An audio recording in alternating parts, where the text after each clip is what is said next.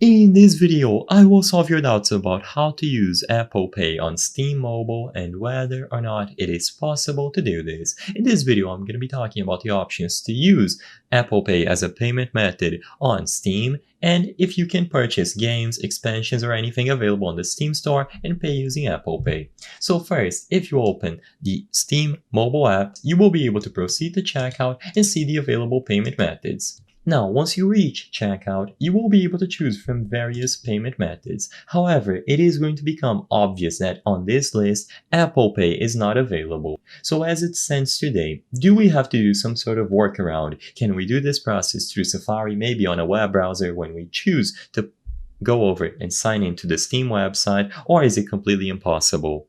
Well, the simple answer to the question in the title of this video is that as of today, using Apple Pay on Steam is impossible. It doesn't matter which device you access it on, it doesn't matter if you go through the website or the actual app, Apple Pay and any sort of Google Pay, Samsung Pay, any sort of digital wallet payments are not going to be available. It is extra cost to Steam and Valve, so they're not going to bother doing this. If you want to purchase anything available on the Steam store, you have to use one of the available payment methods in here, and Apple Pay is not included in the selection.